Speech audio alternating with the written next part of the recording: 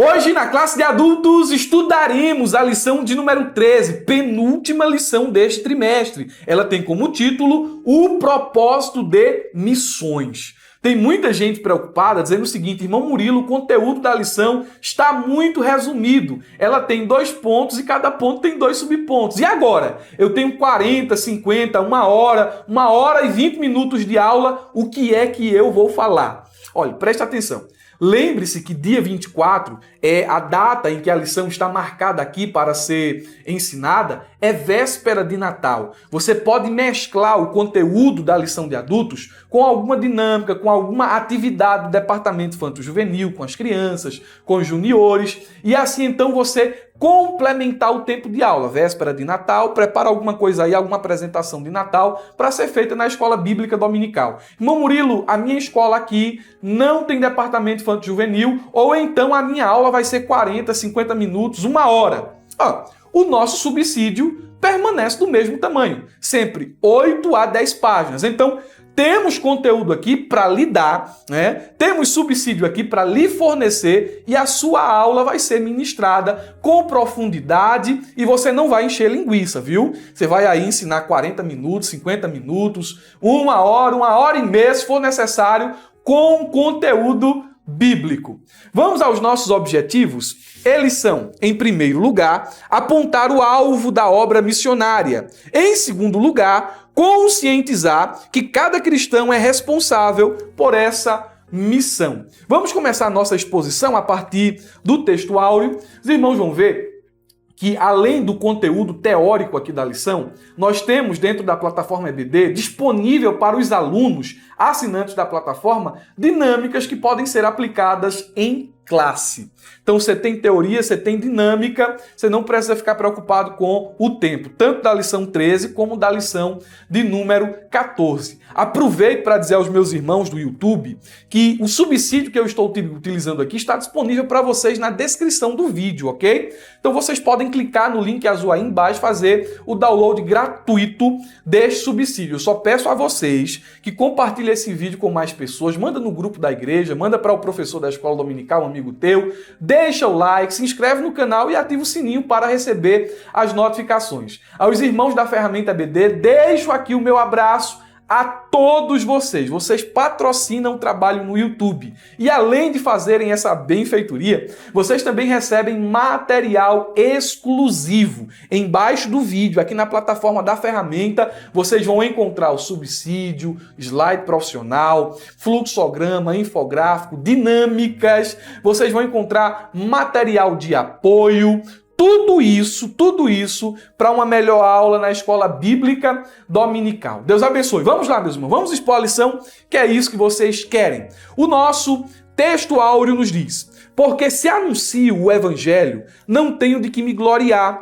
pois me é imposta essa obrigação. E ai de mim, se não anunciar o evangelho. 1 Coríntios, capítulo de número 9, versículo 16. Na paráfrase NTLH, essa passagem aparece assim: eu não tenho o direito de ficar orgulhoso por anunciar o evangelho. Afinal de contas, fazer isso é minha obrigação.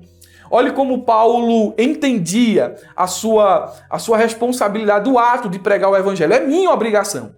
Aí ele conclui aqui com um enunciado profético, não é? Uma sentença muito utilizada pelos profetas do Antigo Testamento. Ai de mim se não anunciar o evangelho.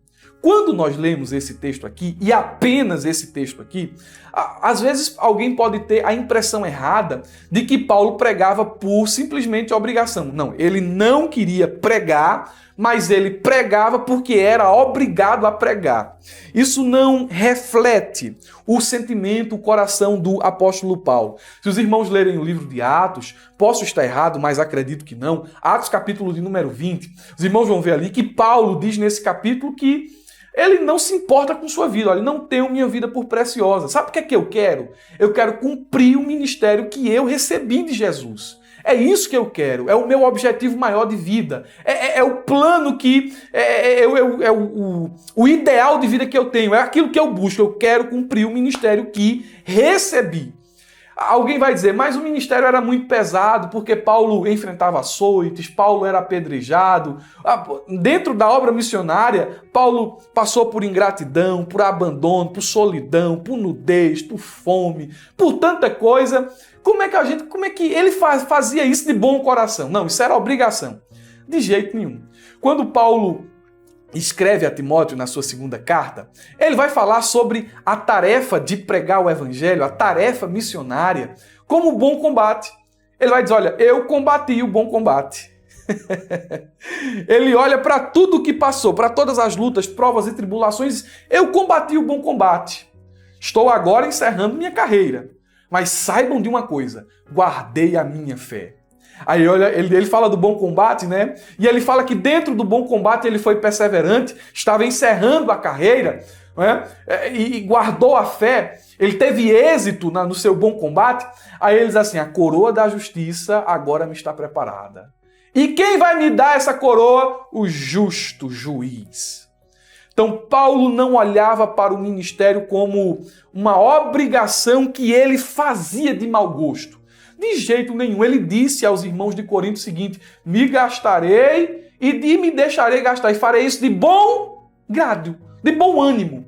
Então, meus irmãos, Paulo estava disposto a pregar o evangelho. Quando ele diz que não tinha o direito de se orgulhar, porque essa imposição caía sobre ele, era obrigação dele, ele está se referindo àquilo que está em Atos capítulo 9, versículo 15 e 16, que diz assim, mas o Senhor disse a Ananias, vá, porque este é para mim um instrumento escolhido para levar o meu nome diante dos gentios e reis, bem como diante dos filhos de Israel, pois eu mesmo vou mostrar a ele quanto deve sofrer pelo meu nome. O que esse texto aqui nos revela? Que não foi decisão de Paulo ingressar no ministério apostólico, no ministério missionário, foi uma escolha de Deus.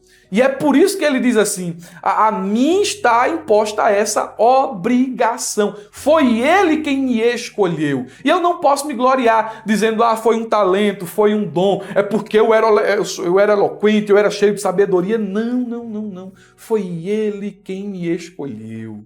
Ai de mim se não obedecê-lo. Essa expressão, ai de mim, como já mencionei aqui, ela é uma referência às sentenças proféticas, né? Muito usada pelos profetas. E essa sentença, ela não é só uma questão assim de juízo. Paulo não está só dizendo assim, olha, eu vou ser um miserável, eu vou ser uma pessoa condenável se eu não pregar o evangelho. Ele não está dizendo apenas isso, mas ele está mostrando a urgência da mensagem.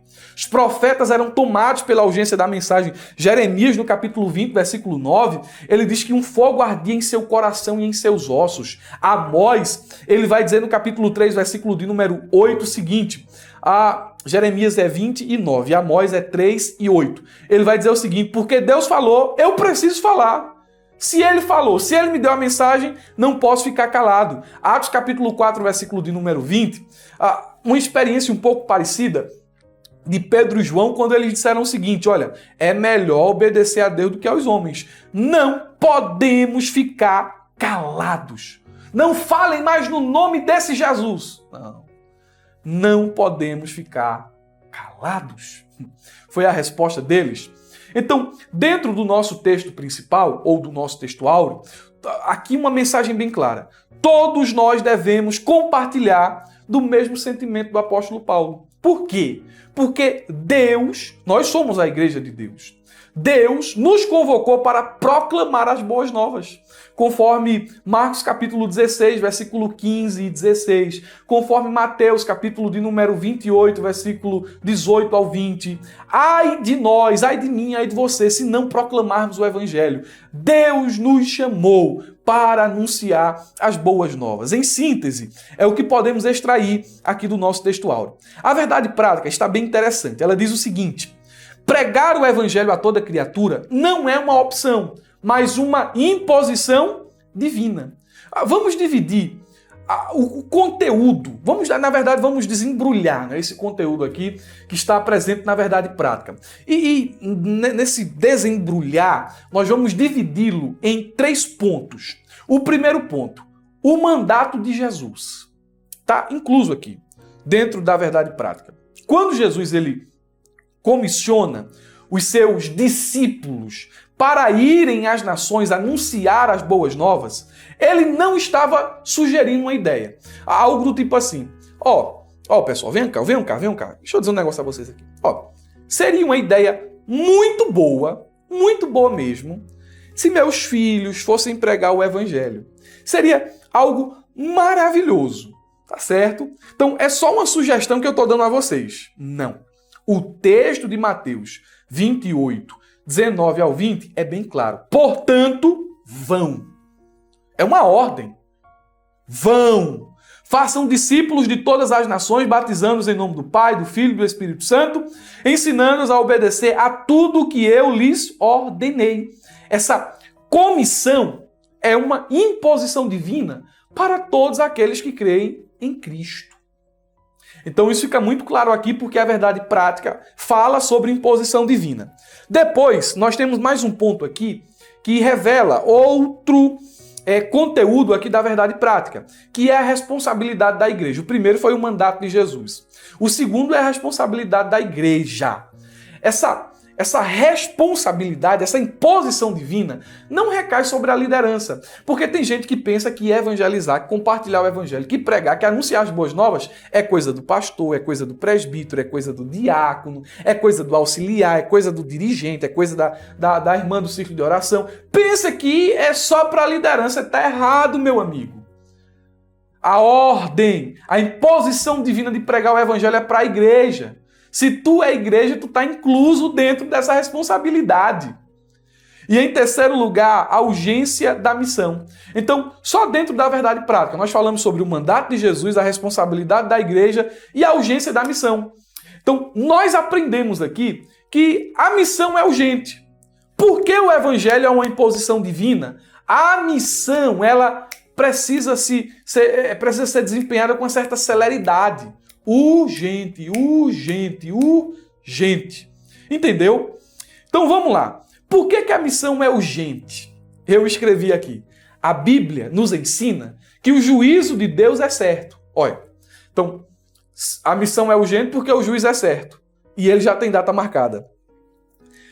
A missão é urgente porque o juízo é certo, tem data marcada e Deus é justo. Deus não vai julgar ninguém com parcialidade. Entendeu? Então, a missão é urgente, porque o juízo de Deus é certo, está com a data marcada, Deus é justo, nós somos pecadores, a salvação é somente pela graça, mediante a fé, e a fé vem pelo ouvir e o ouvir da palavra de Deus, a vida passa muito depressa e a morte é imprevisível. Por isso que a missão é urgente. Preguemos, portanto, o Evangelho.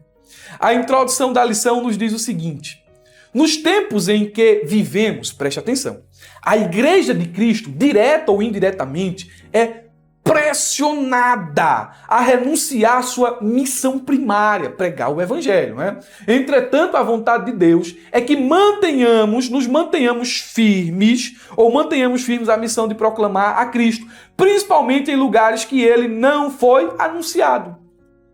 Os 3 pontos aqui desse texto que eu li são, primeiro, a missão primária da igreja, a missão basilar, fundamental da igreja, é proclamar Cristo.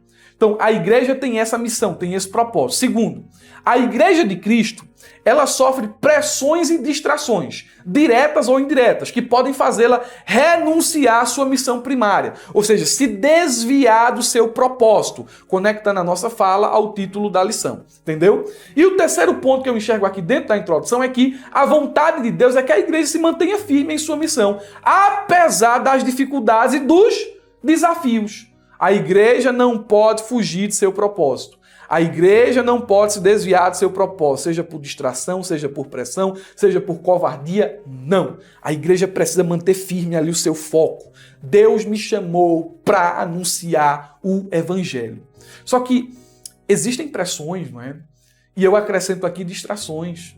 Quais são as pressões que fazem com que a igreja perca o seu fôlego missionário, perca a sua visão missionária?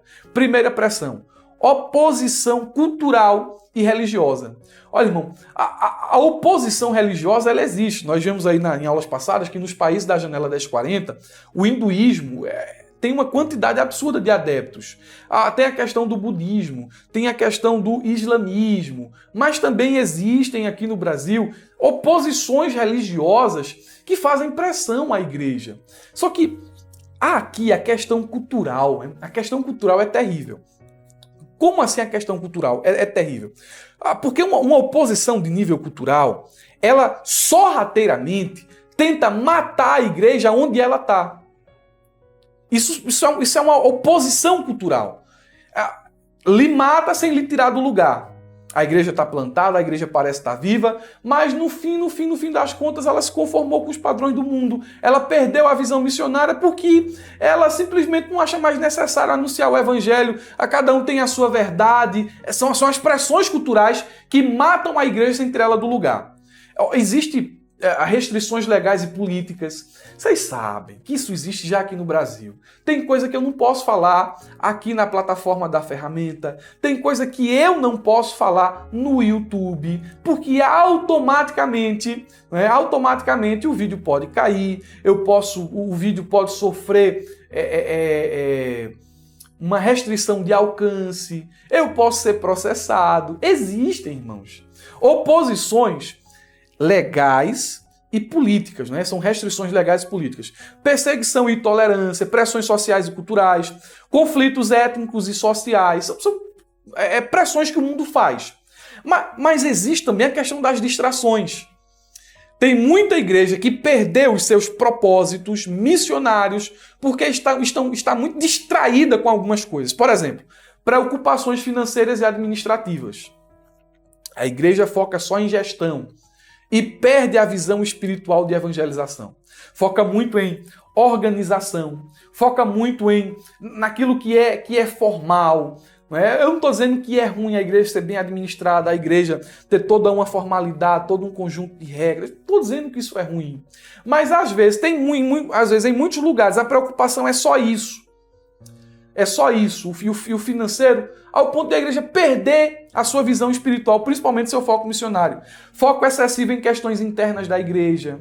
Influência da mídia e do entretenimento. Acomodação à cultura secular. São distrações que desviam a igreja de seu propósito. Que Deus nos guarde disso. O ponto de número 1 vai nos mostrar justamente qual é o alvo da obra missionária. Alcançar vidas, alcançar pessoas. A igreja, o alvo da igreja, não é ter o prédio mais bonito, não é ter o som mais potente, não é ter o maior número de obreiros, não é ter... A igreja às vezes se foca muito nisso, em número, em quantidade, e se faz guerra com o mundo usando as mesmas armas que o mundo, ou medindo força de maneira errada. Não é? Então, assim, quando nós olhamos para o alvo da obra missionária, o alvo é pessoas, irmãos. O alvo é pessoas. O resto a gente não pode dizer que é ruim, descartar completamente, jogar no lixo, não. Mas o principal, que é a pregação do evangelho, que é discipular vidas, que é ganhar almas para o reino, isso não pode jamais deixar de ser a prioridade da igreja. O ponto 1, alvo da obra missionária. Subponto 1. O fundamento da realidade salvífica. Irmão Murilo, devagarzinho aí, porque senão vai ser muito rápido. Calma, irmãos, eu dividi aqui cada subponto, ou melhor, esse primeiro subponto aqui, eu dividi ele em 3 pontos. Pessoal, não é? Então tem pano para manga. A lição diz, vamos lá, eu vou ler aqui a lição.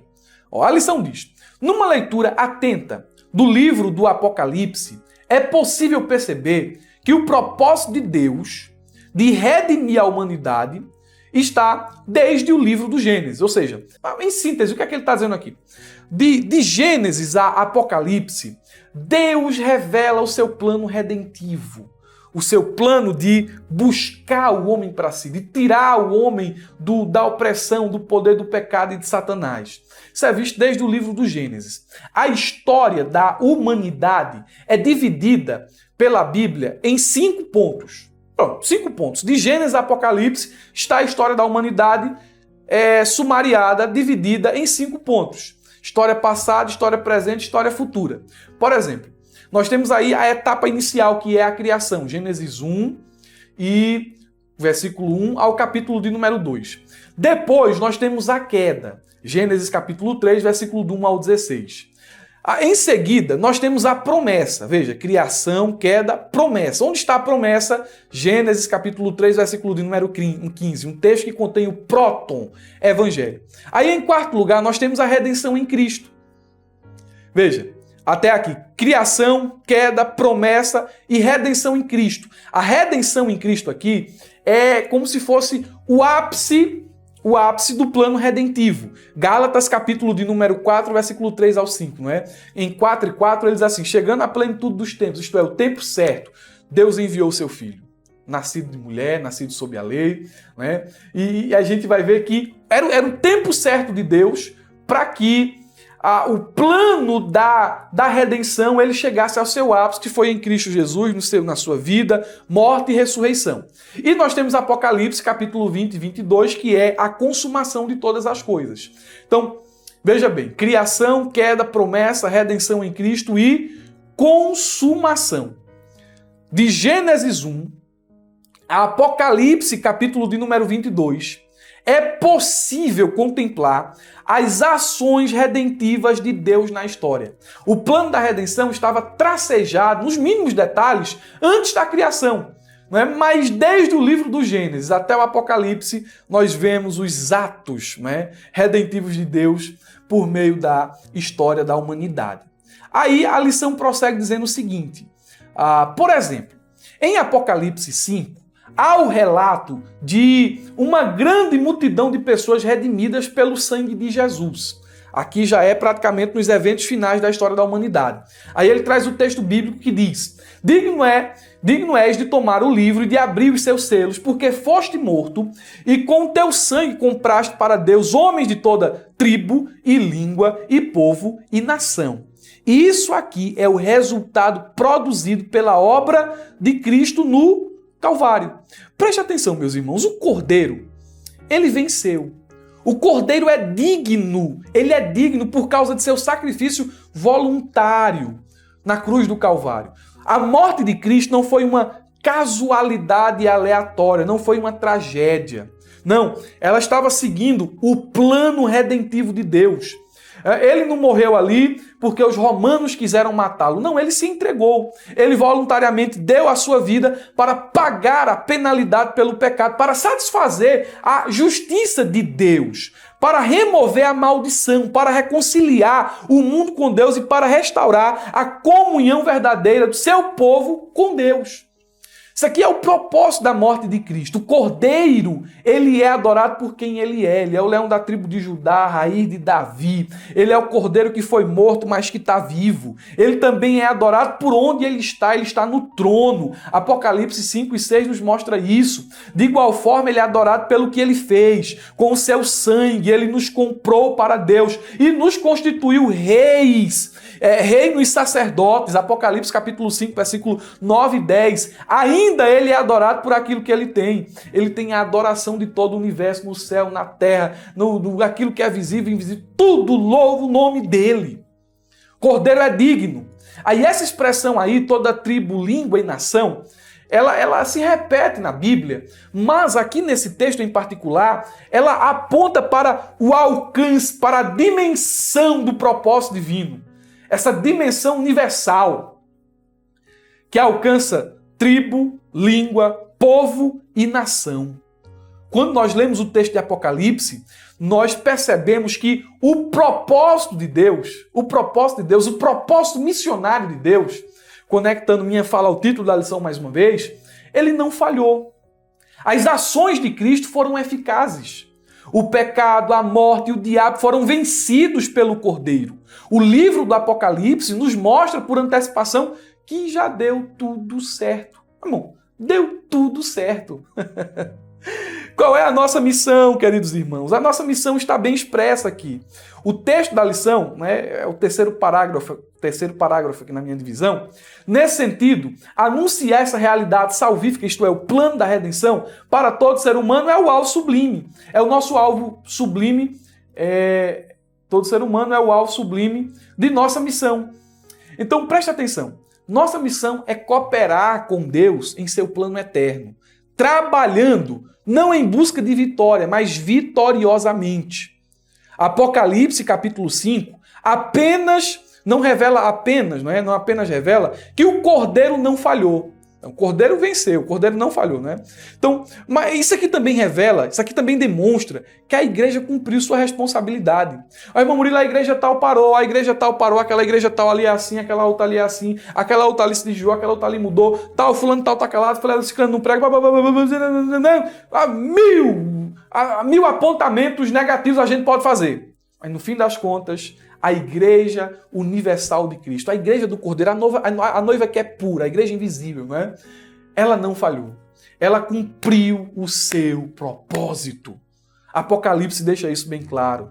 Então, você está cumprindo sua responsabilidade? Se você não cumprir, meu amigo, ó, né? Quem vai perder é você. Se você não cumprir, quem vai perder é você. Mas o propósito de Deus, o propósito missionário de Deus, o propósito da Santa Igreja de Cristo, ele será eficazmente cumprido. Temos aqui o subponto de número 2, um propósito global. Glória a Deus. Um propósito global. A lição diz, em Mateus capítulo 28, versículo 18 ao 20, a palavra toda traz a mesma conotação de alcance que encontramos em Apocalipse 5. Isso reitera o princípio universal de nossa missão. Preste atenção no que eu vou falar aqui para vocês. O comentarista ele está fazendo aqui uma ligação entre Mateus 28 e Apocalipse capítulo 5 para comprovar o alcance universal e também a ação eficaz da palavra de Deus. Eu quero ler com vocês Mateus capítulo 28, versículo 18 ao 20. Diz o seguinte: Jesus aproximando-se, falou-lhes dizendo, toda autoridade me é dada no céu e na terra. Portanto, vão e façam discípulos de todas as nações, batizando-os em nome do Pai, do Filho e do Espírito Santo, ensinando-os a guardar todas as coisas que tenho ordenado a vocês. E eis que estou com vocês todos os dias até o fim dos tempos. Esse texto aqui nos ensina pelo menos 6 coisas. Primeiro, a igreja não deve ficar, ela deve ir. A igreja deve pregar o evangelho. A igreja deve discipular, né?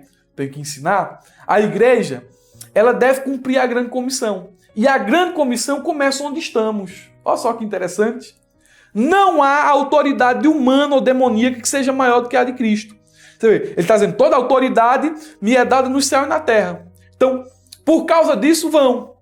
Vocês vão pregar, vocês vão falar, vocês vão anunciar as boas novas, debaixo da minha autoridade. Mas, irmão, vai ter resistência política, vai ter pressão daqui, pressão dacolá, pressão demoníaca. Nenhuma autoridade é maior do que a de Jesus.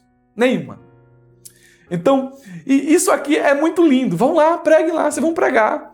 Né? Eu estou autorizando vocês. Quem é maior do que eu? Já autorizei, está autorizado, preguem. Aí, em seguida, o texto nos ensina que a missão já deu certo. Por que a missão já deu certo? Porque Ele está conosco. Eis que estou com vocês todos os dias, até o fim dos tempos. O alvo da grande comissão é o mundo. Em Apocalipse, capítulo 5, nós vemos claramente que o mundo foi alcançado. Ou seja, o propósito se cumpriu. A missão é global. Não é? A missão é global, a missão é o mundo. Então esses textos aqui, eles estão conectados, eles estão relacionados. Há mais um parágrafo aqui da lição, quando o comentarista diz o seguinte: nesse caso, pregar o evangelho a todos os povos para resultar em conversão de milhões de pessoas de todas as etnias é o propósito glorioso de Deus para a sua igreja.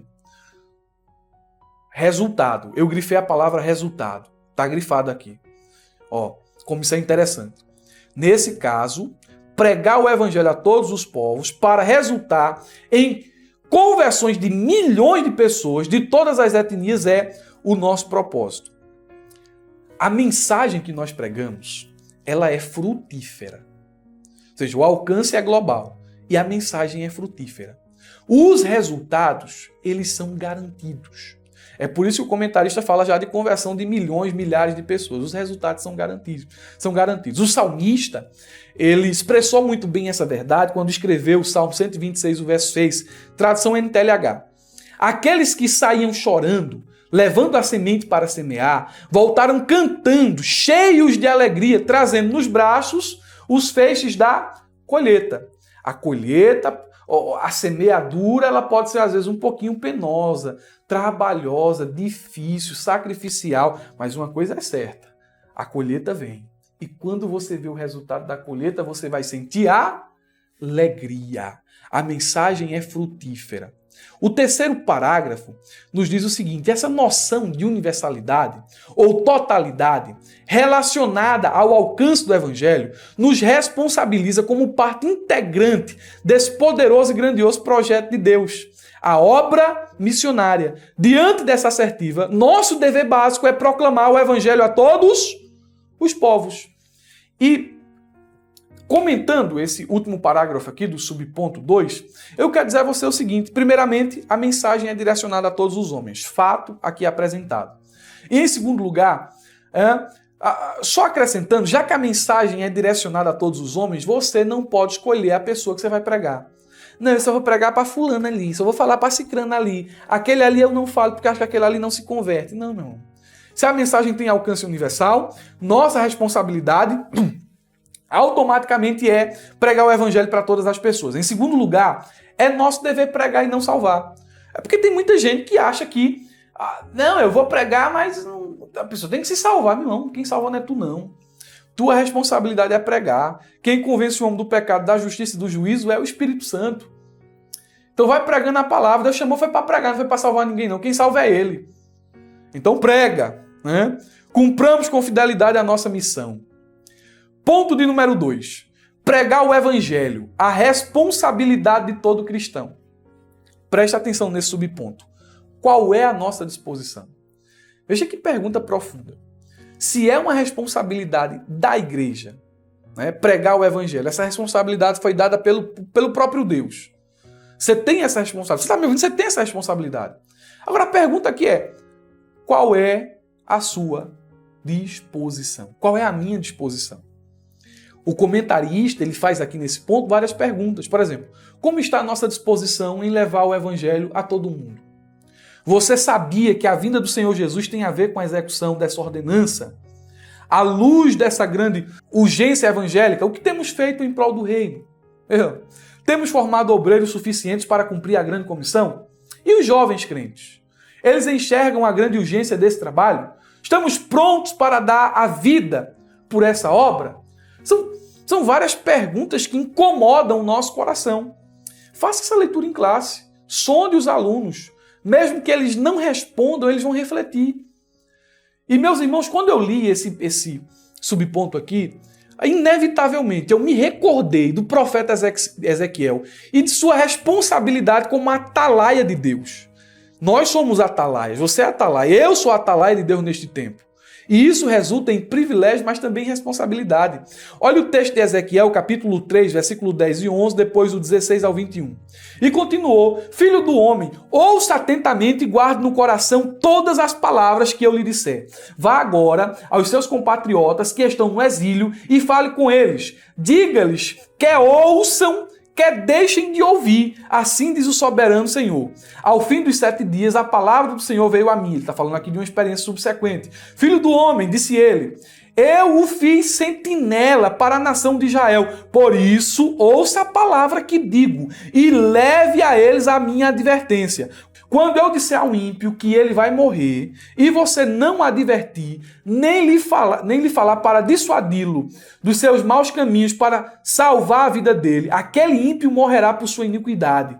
Mas para mim você será responsável pela morte dele. Olha como é pesado a responsabilidade do atalaia. Deus fala sobre a negligência do atalaia. Eu mandei você falar. Se você não falar e ele morrer, mesmo ele morrendo lá com os pecados dele, eu vou cobrar o sangue dele da sua mão porque você não falou. Aí, tem o caso da obstinação do ímpio. O atalaia foi lá, falou, o ímpio morreu. Não, o sangue não está nas tuas mãos. Aí tem a questão do justo desviado, né? O justo ali que se desviou, né? Que é um terceiro caso aqui que Deus apresenta a Ezequiel dizendo o seguinte: olha, você viu o justo se desviando, o crente se desviou. Você foi lá, você o repreendeu para que ele voltasse a praticar o bem. Mas ele não quis. Não é? Mas ele não quis. Caso ele morra, caso aconteça dele morrer, não é? Do justo que foi repreendido, morrer e sem arrependimento, não vou cobrar da sua mão o sangue dele porque você pregou. Agora o crente foi lá, desviou, você foi lá, repreendeu, chamou ele de volta. Ou melhor dizendo, você não fez caso disso, você não chamou ele de volta. Ele vai cobrar o sangue da tua mão. Meu Deus, o peso disso aqui, meus irmãos, é muito grande. A responsabilidade de sermos igreja é muito grande. Não podemos perder o nosso propósito. Anunciar o evangelho, é o propósito missionário. Aplicações. Primeiro, como mensageiro das boas novas, nós temos a responsabilidade de anunciar a palavra de Deus aos ímpios desviados. Então, como igreja, nós temos essa responsabilidade. Segundo, o salário do pecado é a morte. Deus punirá o homem inconverso pela perseverança em fazer o mal. A sentença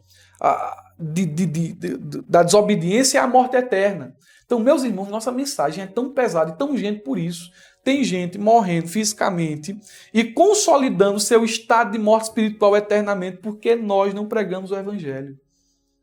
Imagina aí, tem gente, às vezes, do nosso lado, que vai passar uma eternidade no inferno porque a gente negligencia a responsabilidade de falar de Jesus para ela.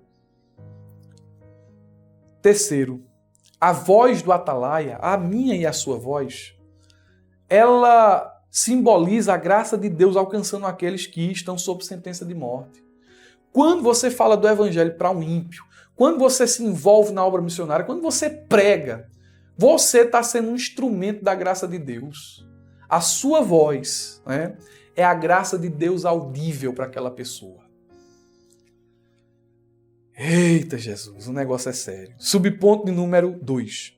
Pois me é imposta essa obrigação. Essa obrigação me é imposta. A lição diz, o apóstolo Paulo via a responsabilidade de pregar o evangelho como uma obrigação imposta a ele. A expressão ai de mim se não pregar o evangelho tem dois sentidos claros, obrigação e punição. Eu não vou me repetir nesse ponto aqui, porque eu falei sobre esse versículo no texto áureo, lembra? Mas eu quero lhe dar um texto paralelo, que expressa a mesma verdade e foi falado pelo apóstolo Paulo também. Romanos capítulo 1, versículo 14 e 11 diz o seguinte: sou devedor, tanto a gregos como a bárbaros, tanto a sábios como a ignorantes. Por isso estou disposto a pregar o evangelho também a vocês que estão em Roma. Existem duas formas, disse John Stott, duas possíveis formas de alguém se endividar.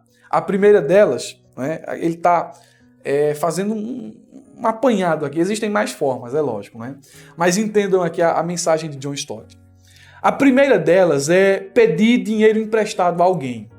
A segunda é receber dinheiro de um terceiro para dar a alguém. Se um amigo seu me desse dinheiro para dá-lo a você, eu estaria em dívida com você até entregá-lo. Seu amigo, é o texto de John Stott, me colocou em dívida com você. É nesse segundo sentido que Paulo está em dívida. Ele não tomou nada emprestado dos romanos que tivesse de devolver. Pelo contrário, Jesus lhe confiou o evangelho para oferecer a eles. É Jesus quem fez de Paulo um devedor ao confiar-lhe o evangelho. Paulo estava em dívida com os romanos. Como apóstolo dos gentios, ele estava particularmente em dívida com esse povo, não é? Foi por estar ciente de sua dívida com eles que ele pôde escrever: estou disposto a pregar a vocês também. Paulo está dizendo, sou o devedor. Palavras simples aqui, não é? Li aqui, mas palavras simples. Ele me deu algo que é para ser compartilhado com vocês. E enquanto eu não compartilhar, ele vai me cobrar. Não é meu? Ele me deu para vocês, então eu tenho que compartilhar. Meus irmãos, a gente precisa de ter esse sentimento aqui. Sou o devedor. Eu vou concluir a lição, mas eu vou concluir dizendo o seguinte: você está devendo. Tem gente, irmão, que deve a Deus muito, viu? Entenda a minha linguagem. tá devendo muito. Uns devem mais que outros. Entenda a minha linguagem. Tá calada há tanto tempo. Tá parada há tanto tempo. Eita. Tua dívida tá desse tamanho. Como é que tu pode começar a quitar essa dívida? Começa a sair na escola dominical. Começa a mandar um versículozinho evangelístico no grupo da igreja. Começa a se envolver nas atividades missionárias, em oração, em jejum. Começa a falar do evangelho para teu avô que não é crente, para tua mãe que não é crente, teu pai, teu tio, tua tia, ou teu filho. Pai, tu é devedor de todos os homens. Precisamos pregar o evangelho. É uma tarefa urgente. A questão é que a gente se envolve com muita coisa e perde o foco. Perde o propósito. Ei, desembaça os óculos. Acho que o meu tá embaçado, é por isso que eu tô aqui com dificuldade para ler. Mas apruma a tua visão, tu que perdeu o prumo espiritual, o rumo espiritual. Deus te chamou para ser um atalaia. Deus te chamou para ser um mensageiro do evangelho. Não fica calado, não. Fala e não te calas. Amém? Queridos irmãos, nós encerramos aqui a penúltima lição deste trimestre, ok? Agora, na próxima aula, nós teremos a nossa última lição e depois a conferência EBD do trimestre 2024. Deus abençoe a todos. Olha, aqui tá tão quente que eu tô quase desmaiando. Vou deixar para desmaiar depois que acabar a aula, viu? Vê só. Quero desejar a todos uma ótima aula, um ótimo final de semana e não se esqueçam, abra a jaula.